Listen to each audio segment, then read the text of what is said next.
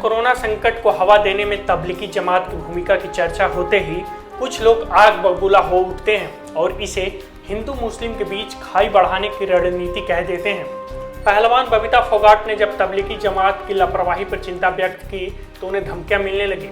हद तो ये हो गई कि सामाजिक कार्यकर्ता अरुंधति रॉय ने जर्मन न्यूज नेटवर्क डॉचे वेले से बातचीत में यहाँ तक कह दिया कि भारत सरकार कोरोना संकट की आड़ में मुस्लिमों के नरसंहार की रणनीति पर काम कर रही है।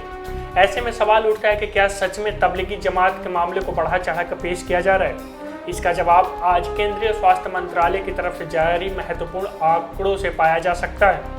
कोरोना पर डेली प्रेस ब्रीफिंग के दौरान केंद्रीय स्वास्थ्य मंत्रालय के संयुक्त सचिव लव अग्रवाल ने बताया कि तबलीगी जमात से संबंधित मरीज देश के 23 राज्य एवं केंद्र शासित प्रदेशों में पाए गए हैं।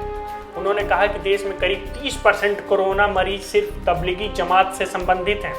यही नहीं, कोविड-19 मरीजों की संख्या के लिहाज से टॉप 10 राज्यों में से 5 राज्य ऐसे हैं जहां जमाती मरीजों की संख्या सबसे ज़्यादा है।